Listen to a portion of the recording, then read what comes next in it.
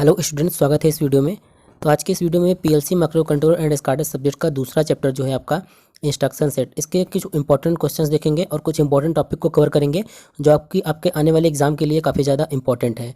ठीक है, यहाँ पर हम आपको जितने भी टॉपिक एक्सप्लेन करेंगे काफ़ी ईजी लैंग्वेज में एक्सप्लेन करेंगे। आप एक बार ध्यान से देखेंगे तो आपको समझ में आ जाएगा।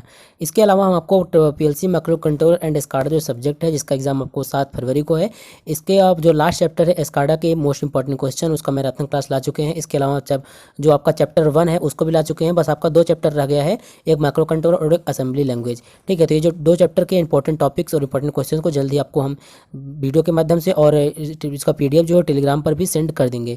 ठीक है, तो हम आज के इस वीडियो को स्टार्ट करते हैं और जो आपका दूसरा चैप्टर है इंस्ट्रक्शन सेट, इसके कुछ इंपॉर्टेंट क्वेश्चन और इंपॉर्टेंट टॉपिक को देखते हैं। तो देखिए, आपका दूसरा चैप्टर है इंस्ट्रक्शन सेट, जिसको हिंदी में बोलेंगे निर्देश सेट। ठीक है, यहाँ पर पीएलसी आपका एक ऐसा सब्जेक्ट है जिसमें आपको टेक्निकल लैंग्वेज जो है वो यूज़ करना पड़ेगा। तो इंस्ट्रक्शन सेट को आप इंस्ट्रक्शन सेट के नाम से हिंदी में भी लिखेंगे। ठीक है, सबसे पहले आपके एग्जाम में ये क्वेश्चन आ सकता है कि इंस्ट्रक्शन सेट से आप क्या समझते हैं, या फिर पीएलसी के इंस्ट्रक्शन सेट के बारे में लिखिए। ठीक है, तो पहले ये समझ लेते हैं कि इंस्ट्रक्शन सेट होता क्या है। देखिए, पीएलसी इंस्ट्रक्शन का मतलब होता है, देखिए जो आपका पीएलसी होता है उसका प्रोग्रामिंग जो होता है उसको लैडर डायग्राम में करते हैं। लैडर डायग्राम जो होता है आपका वो सिंबॉलिक इंस्ट्रक्शन होता है, और इंस्ट्रक्शन का मतलब होता है कि इंस्ट्रक्शन का यूज ही हम पीएलसी को सूचना देने के लिए करते हैं। इसके बाद देखिए, जो आपका इंस्ट्रक्शन सेट होता है, इंस्ट्रक्शन के द्वारा ही क्या होता है, हम इंस्ट्रक्शन के द्वारा ही पता चलता है कि पीएलसी को क्या काम करना है, और प्रत्येक पीएलसी के लिए इंस्ट्रक्शन की संख्या निश्चित होती है। जैसे कि लैडर डायग्राम में कई प्रकार के इंस्ट्रक्शन सेट होते हैं जो रिले टाइप, लॉजिक, टाइमिंग तथा काउंटिंग एवं मैथ ऑपरेशन को परफॉर्म करते हैं। इस प्रकार से हम कह सकते हैं कि जो इंस्ट्रक्शन सेट होता है वो किसी पीएलसी द्वारा एग्जीक्यूट यानी कि निष्पादित किए जाने वाले समस्त इंस्ट्रक्शन के समूह को ही हम क्या कहते हैं, उस पीएलसी का इंस्ट्रक्शन सेट कहते हैं। अगर इजी लैंग्वेज में आपको समझाएं तो जो इंस्ट्रक्शन सेट का मतलब यही होता है कि किसी टास्क को पूरा करने के लिए एक कमांड दिया जाता है जिससे वह उस कार्य को पूरा करता है, और कई प्रकार के इंस्ट्रक्शन के ग्रुप को हम क्या बोलते हैं, इंस्ट्रक्शन सेट बोलते हैं। तो इंस्ट्रक्शन सेट जो होता है वो कई प्रकार का होता है, जैसे कि यहाँ पर देखिए बिट टाइप इंस्ट्रक्शन हो गया, टाइमर इंस्ट्रक्शन हो गया, लॉजिकल इंस्ट्रक्शन हो गया। तो बिट टाइप इंस्ट्रक्शन का क्या है, इसके द्वारा हम क्या करते हैं, बिट टाइप डाटा के ऑपरेशन का परफॉर्म करते हैं। टाइमर इंस्ट्रक्शन हो गया, इसके द्वारा हम टाइम डिले प्रदान करते हैं। और लॉजिकल इंस्ट्रक्शन जो हो गया, इसके द्वारा क्या करते हैं, हम लॉजिक गेट का इसमें प्रयोग किया जाता है। इसके बाद देखिए, इसमें मैथ इंस्ट्रक्शन हो गया। मैथ इंस्ट्रक्शन में मैथमेटिकल जो अर्थमेटिक ऑपरेशन होता है उसको परफॉर्म करते हैं। इसके अलावा डाटा ट्रांसफ़र इंस्ट्रक्शन हो गया, तो इसके द्वारा डाटा को एक स्थान से दूसरे स्थान तक ट्रांसफ़र करते हैं। तो जब एग्जाम में आएगा पीएलसी के इंस्ट्रक्शन के बारे में तो इन सभी इंस्ट्रक्शन का नाम लिखना है, और सबसे पहले आपको समझा देना होगा कि पीएलसी इंस्ट्रक्शन होता क्या है, फिर कुछ मुख्य इंस्ट्रक्शन को लिखकर आपको उसके बारे में लिखना होगा। ठीक है, इसके बाद देखिए, इसमें एक और है कि PL basic instruction like latch, इस टाइप के क्वेश्चन एग्जाम में नहीं आते हैं। इसके बाद देखिए, इसमें एक इंपॉर्टेंट है आपका ये कि timer instruction like retentive timer. ठीक है, timer instruction like retentive timer. देखिए, टाइमर क्या होता है, टाइमर एक प्रकार का डिवाइस होता है जो कि क्या होता है, पीएलसी में लगा होता है, जिसका काम ये होता है कि यह जो टाइम डिले की स्थिति को क्या करता है, परिपथ या सिस्टम की सहायता से ऑन या ऑफ के रूप में प्रदर्शित करता है। अभी जब आप टाइमर के बारे में पढ़ेंगे तो आपको एक डिटेल में समझ में आ जाएगा। जैसे देखिए, होता क्या है, एक प्रक्रिया के समाप्त होने के बाद दूसरी प्रक्रिया का आरंभ होना, तो ये क्या होता है, टाइमर इंस्ट्रक्शन से संबंधित होता है। और जो आपका पीएलसी में जो अधिकतर सॉफ्टवेयर होते हैं उसमें टाइमर की सुविधा होती है, और ये टाइमर की सहायता से क्या होते हैं, बहुत ही आसानी से प्रोग्रामिंग की जाती है। टाइमर का उपयोग कहाँ करते हैं, टाइमर का प्रयोग जो होता है उद्योगों में समय आधारित प्रक्रियाओं को करने में होता है। देखिए, जो पीएलसी में आपका टाइमर लगा होता है वो टाइमर इंस्ट्रक्शन जो होता है वो ये बताता है कि किसी ऑपरेशन को परफॉर्म करने में कितना समय लगा है। अब टाइमर इंस्ट्रक्शन जो होते हैं आपके 2 प्रकार के होते हैं। पहला होता है आपका ऑन डिले टाइमर। ठीक है, तो यहाँ पर आप देख सकते हैं पूरा इसके माध्यम से हमने आपको समझाया पीएलसी टाइमर में 2 प्रकार के होते हैं, एक ऑन डिले हो गया, एक ऑफ डिले हो गया। ऑन डिले 2 प्रकार के होते हैं, एक रिटेंटिव, एक नॉन रिटेंटिव, और ऑफ डिले भी 2 प्रकार के होते हैं, रिटेंटिव और नॉन रिटेंटिव। इस चैप्टर से यही इंपॉर्टेंट क्वेश्चन आ सकते हैं कि टाइमर के बारे में बताइए, काउंटर के बारे में बताइए, या on delay of delay count timer क्या होता है इसके बारे में। देखिए, पहला इसमें आपका ऑन डिले टाइमर। तो जो ऑन डिले टाइमर है इसको TON यानी कि ऑन डिले टाइमर भी बोला जाता है। तो ऑन डिले जो टाइमर होता है उसका प्रयोग हम वहाँ करते हैं जहाँ आउटपुट जो होता है एक निश्चित समय के बाद प्राप्त करनी हो, अर्थात इनपुट को इनेबल करने के एक निश्चित समय के बाद आउटपुट प्राप्त होता है। समय की इस वैल्यू को हम क्या बोलते हैं, प्रीसेट वैल्यू बोलते हैं, और इस टाइमर का उपयोग हम मुख्य रूप से क्या करते हैं, टाइमिंग फंक्शन में करते हैं। तो एग्जाम में आपको ऑन डिले टाइमर के बारे में समझाने के बाद यहाँ पर ये डायग्राम भी जो इसका ऑन डिले टाइमर का ये ब्लॉक डायग्राम है, इसका आपको बना देना होगा। यहाँ पर देखिए टाइमर इनपुट है और इसमें जो मुख्य जो इसमें ये होते हैं सेक्शंस होते हैं, टाइमर ऑन डिले हो गया, टाइमर हो गया, टाइमर बेस हो गया, प्रीसेट हो गया, एक्यूम हो गया, और ये आपका EN और ये DN जो हो गया दोनों, ये आपको डायग्राम एग्जाम में आपको बना देना होगा। और नहीं बनाएंगे तब भी आपको नंबर मिलेगा, लेकिन पूरा नंबर नहीं मिलेगा। इसके बाद देखिए इसमें ऑफ डिले टाइमर है। तो ऑफ डिले टाइमर जो होता है वो क्या होता है, एक PLC प्रोग्रामिंग निर्देश होता है जिसका उपयोग एक निश्चित समय के बाद आउटपुट या सिस्टम को बंद करने के लिए होता है। समय की उस वैल्यू को जिस पर यह समय सिस्टम बंद होता है उसी को हम प्रीसेट कहते हैं। ठीक है, यहाँ पर आप देख सकते हैं जो यहाँ पर ब्लॉक डायग्राम में प्रीसेट दिखाया गया उसका यही मतलब है। यहाँ पर जितने भी नाम है, timer off display, timer, timer base, preset, vacuum, इन सब का मतलब होता है। लेकिन यहाँ पर आपको डिटेल नहीं जाना है, आपको इसका हम PDF दे देंगे तो वहाँ से आप लोग देख के पढ़ लीजिएगा। ठीक है, आपको ये वाला ब्लॉक डायग्राम आपको एग्जाम में बना देना है। देखिए PLC का जब भी आप लोग एग्जाम दीजिएगा तो ये ध्यान में रखिएगा, जितने भी आप टॉपिक बताएंगे वहाँ पर आपको डायग्राम जरूर बनाना होगा, क्योंकि डायग्राम बनाएंगे तभी आपको अच्छा नंबर मिलेगा। वरना आप कितना भी थ्योरी लिख कर चले आए, आपका 20-25 नंबर से ज़्यादा आपको नहीं मिलेगा। जब आप जितने भी टॉपिक को एक्सप्लेन करें उसमें डायग्राम जरूर बनाएं, क्योंकि PLC सब्जेक्ट में जितने भी आप चीज़ों को एक्सप्लेन करेंगे, चाहे वो PLC का आर्किटेक्चर हो, PLC का ब्लॉक डायग्राम हो, असेंबली लैंग्वेज हो, या फिर आपका माइक्रो कंट्रोलर हो, कुछ भी हो, SCADA का सिस्टम हो, कुछ भी हो, उसमें आपको डायग्राम बनाना ही होगा, तभी आपको अच्छा नंबर मिलेगा।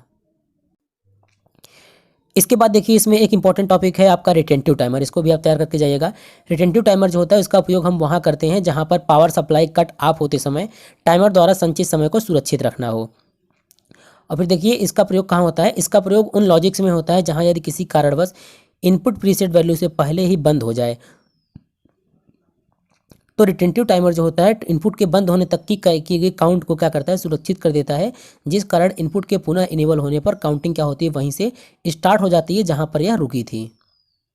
इस टाइमर का प्रयोग जो है मुख्य रूप से ऑन डिले टाइमर के लिए करते हैं। अब आपको यहाँ पर देखिए रिटेंटिव टाइमर का भी डायग्राम बना है, उसको बना देना है। ठीक है, इसके बाद देखिए इसमें टाइमर में नेक्स्ट है आपका नॉन रिटेंटिव टाइमर। तो नॉन रिटेंटिव टाइमर क्या होता है, यह ऐसा टाइमर होता है जो किसी ऑपरेशन के दौरान फॉल्ट के कारण उपयोग में नहीं लाया जाता है।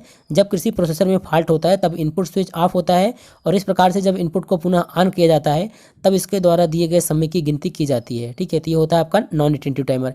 इसमें भी आपका डायग्राम बनेगा तो यहाँ पर आपको बना देना है। वहाँ पर देखिए जो हमने आपको दो टर्म था EN और DN, इसका मतलब होता है, EN का मतलब होता है टाइमर इज इनेबल्ड और DN का मतलब होता है टाइमर इज डन। और यहाँ पर देखिए क्वेश्चन भी जब हमने नोट्स बनाया था तो क्वेश्चन भी मेंशन कर दिया है। क्वेश्चन क्या आ सकते हैं, इसमें आपका आएगा टाइमर इंस्ट्रक्शन को परिभाषित कीजिए, तो आपको टाइमर इंस्ट्रक्शन के बारे में लिखना है और on delay timer, of delay timer दोनों को बना देना है। इसके बाद इसमें एक क्वेश्चन आ सकता है सेल्फ होल्डिंग डिले से आप क्या समझते हैं। इसके बाद यहाँ पर देखिए इंपॉर्टेंट टॉपिक है आपका रीसेटिंग ऑफ टाइमर। टाइमर के रीसेटिंग से आप क्या समझते हैं। ठीक है, तो देखिए टाइमर को रीसेट करने के लिए हम RES इस इंस्ट्रक्शन का यूज़ करते हैं। जब RES यानी कि रीसेट इंस्ट्रक्शन इनेबल होती है तो यह निम्नलिखित को रीसेट कर देती है, मतलब एक्यूमुलेटेड वैल्यू जो होता है इसको 0 कर देता है।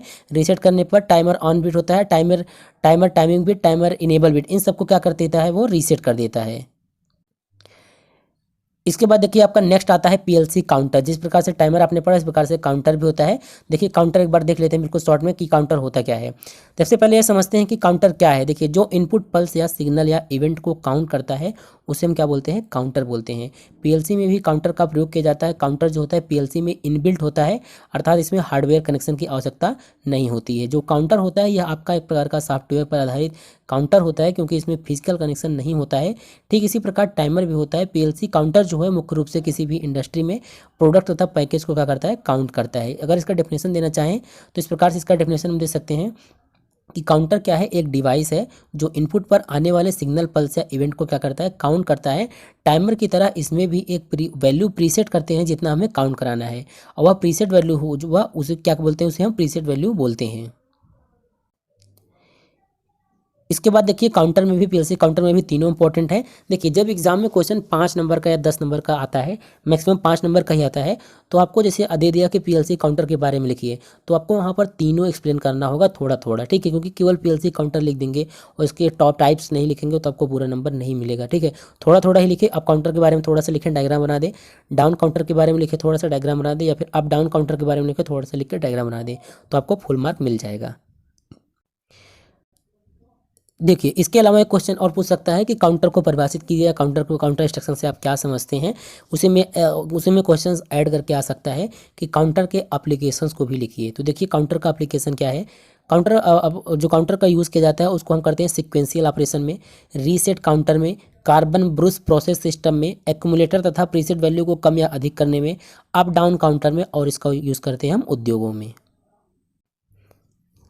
देखिए पीएलसी इंस्ट्रक्शन में ही एक इंस्ट्रक्शन और इम्पोर्टेंट है, सीक्वेंस इंस्ट्रक्शन। तो देखिए सीक्वेंस इंस्ट्रक्शन क्या होता है। देखिए यदि हमारा ऑपरेशन जो है वो किस इस प्रकार से हो कि एक बल्ब जलने के बाद दूसरा बल्ब जले, इसके बाद तीसरा जले, फिर चौथा जले, तो कुछ इस प्रकार के ऑपरेशन परफॉर्म करने के लिए हम सीक्वेंसर का यूज़ करते हैं। ठीक है, मतलब यानी कि जहाँ पर नंबर ऑफ आउटपुट होते हैं, कई नंबर ऑफ आउटपुट होते हैं और उनको क्रम से हमको ऑपरेट करना होता है, तो वहाँ हम सीक्वेंसर का यूज़ करते हैं।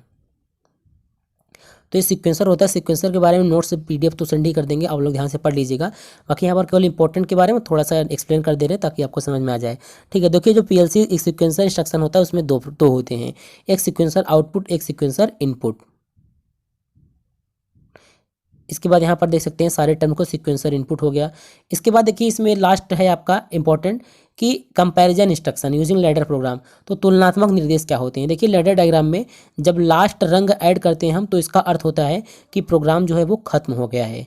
और रीसेट भी आरईटी भी लिखा जाता है, इसका मतलब जो प्रोग्राम एग्जीक्यूट हुआ है दोबारा उसको रिटर्न होकर फर्स्ट स्टेप पर जाना है और फिर से पूरे प्रोग्राम को रिपीट करना है। ठीक है, तो पीएलसी में कई प्रकार की ऐसी कंडीशंस हमको देखने को मिलती है जिसमें हमें चेक करना पड़ता है कि क्या वो डेटा का कंडीशन जो है वो उसको सेटिस्फाई कर रहा है या नहीं।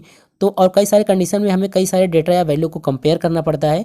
तो उसके लिए जिस जिस इंस्ट्रक्शन का प्रयोग करते हैं उसे हम क्या कहते हैं, कंपैरिजन इंस्ट्रक्शन कहते हैं। तो कंपैरिजन इंस्ट्रक्शन की अगर डेफिनेशन की बात करें इस प्रकार देंगे, जब हम किन्हीं दो वैल्यू या डेटा को आपस में कंपेयर करते हैं तो उसे कंपेयर करने के लिए हम कंपैरिजन इंस्ट्रक्शन का यूज़ करते हैं। कंपैरिजन इंस्ट्रक्शन कई प्रकार के होते हैं, उसको आप लोग के यहाँ दिखा देते हैं, जब आएगा एग्जाम में तो आपको इसको लिखना होगा।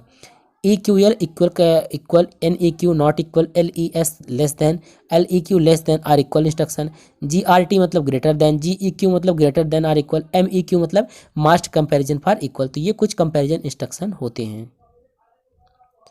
ठीक है, बाकी यहाँ पर आप पीडीएफ देख सकते हैं, यहाँ पर जितना भी नोट्स है यहाँ पर बिल्कुल इजी लैंग्वेज में है।